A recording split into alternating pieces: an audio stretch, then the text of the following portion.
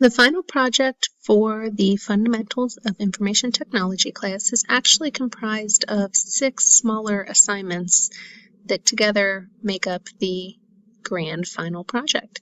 So today we're going to kick it off. We're going to start off by taking a look at what you'll do first. The very first thing is to develop your teams. You're going to be working in groups of 3, unless we've made up another arrangement prior to this.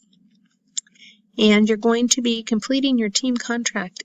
It's something that's really helpful in a classroom setting, but more importantly than that, once you are working in the field of information technology, it's not going to be uncommon for you to be working in teams collaboratively. So as essential as it is to this individual project, it is really preparing you for the workplace as well. Let's take a look at the first document, the team contract.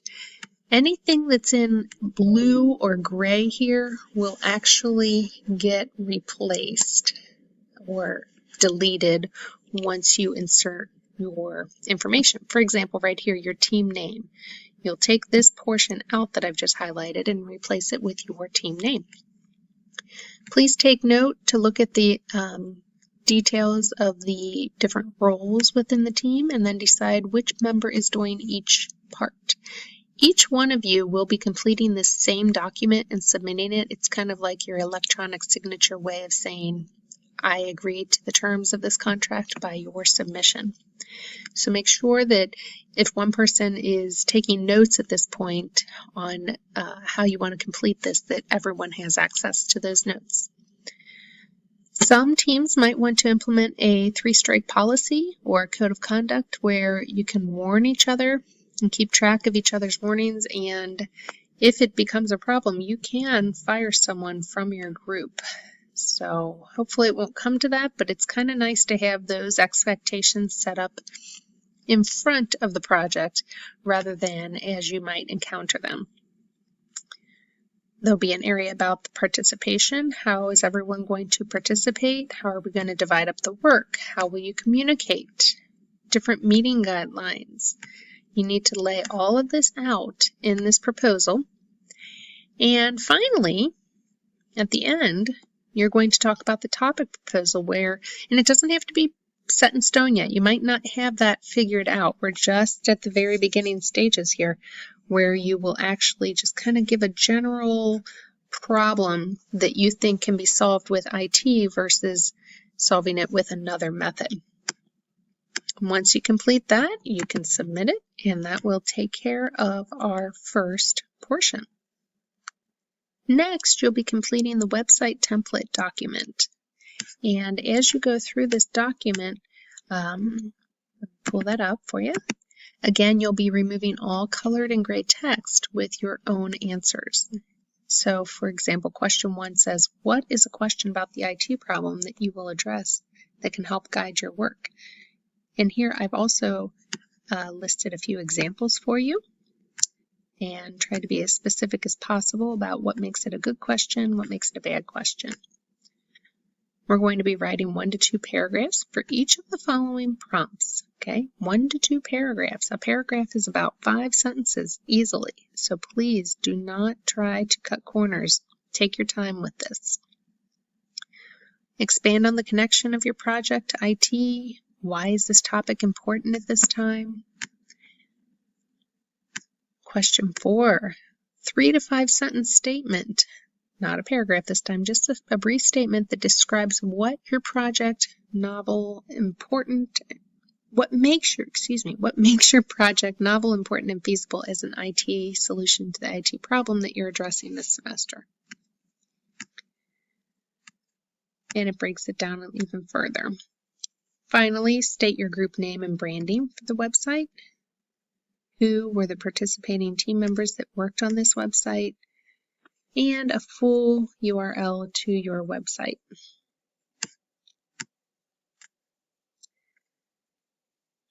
Finally, using bullet points, indicate the full references used to create your argument here.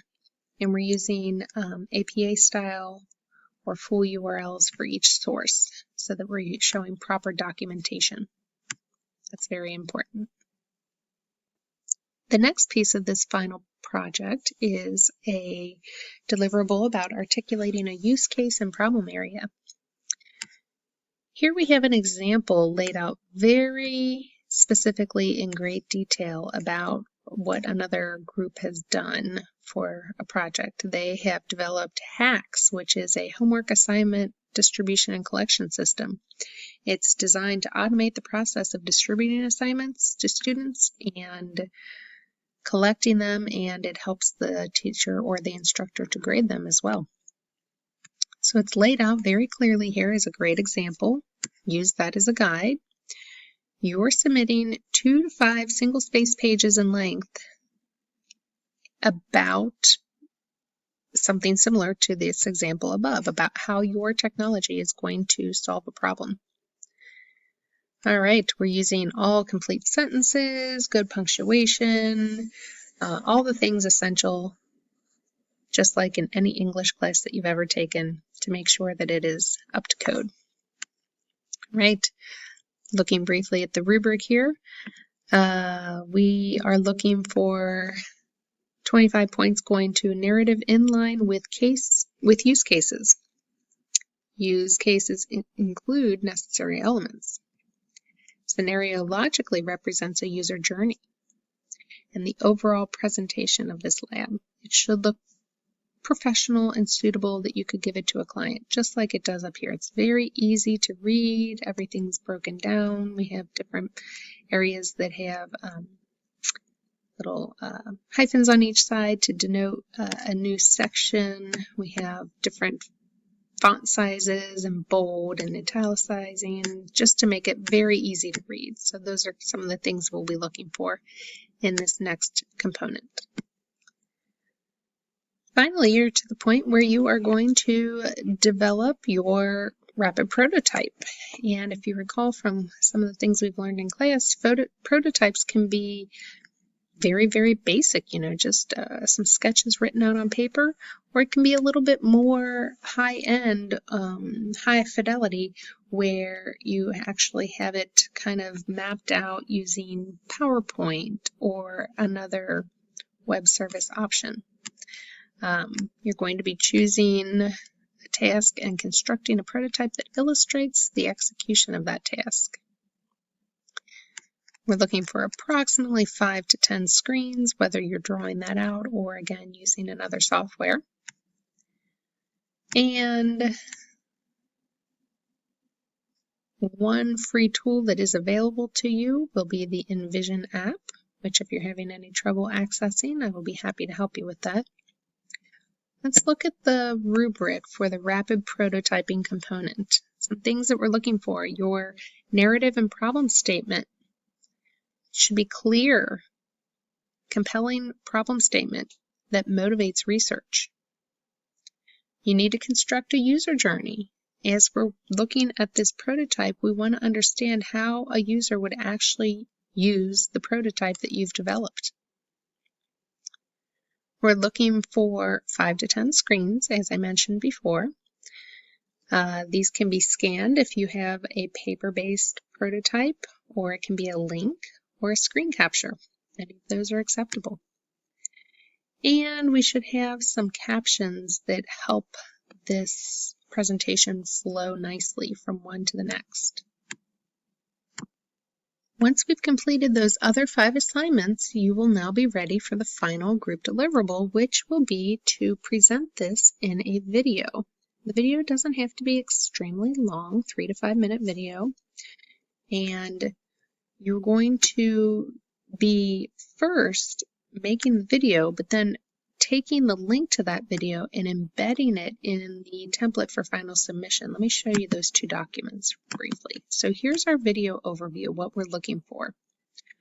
We're looking that you have recorded an introduction for about a minute. Remember, this video is something that you would pitch to your client or customer, so it should be really easy for them to follow, kind of like a sales pitch or a advertising pitch, something like that. And you're going to state what your product does, describe a problem that your product solves, Then you're going to take 1 to 3 minutes to actually walk through the prototype, frame by frame, piece by piece, showing how each screen relates to the next screen. And then finally, you'll summarize everything in about 30 seconds to a minute, ending with a grand take-home message that will stick with the customer.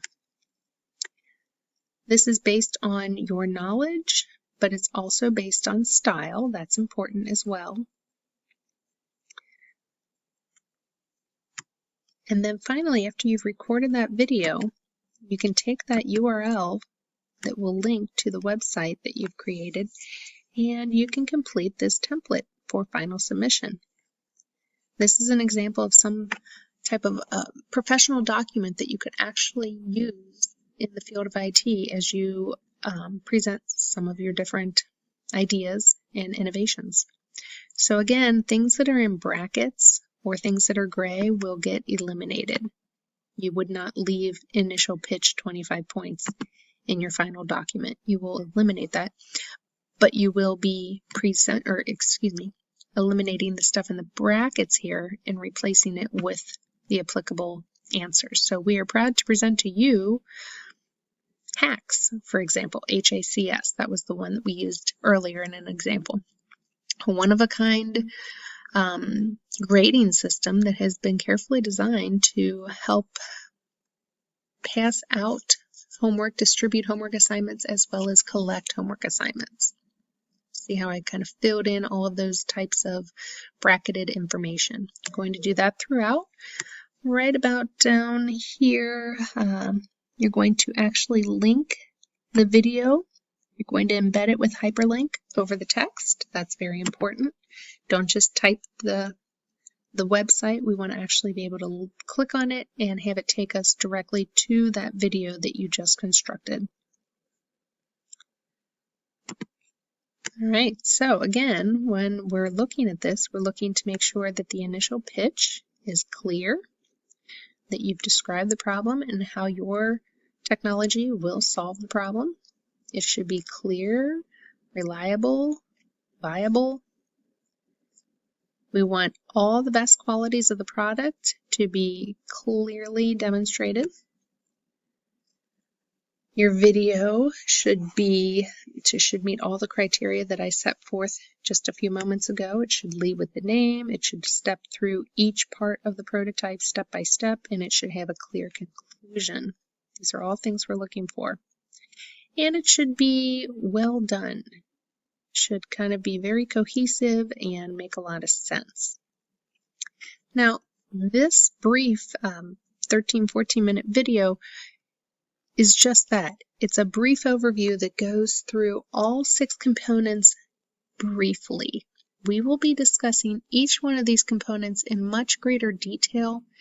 This assignment, this video here, is just intended to kind of give you the overarching structure of where we are, where we're going, and how we will complete all 6 components and how they link together. But rest assured, even if you don't feel like you have a full grasp of each portion or each component of this final group project, you will as we break down each of the 6 pieces in greater detail in our classes.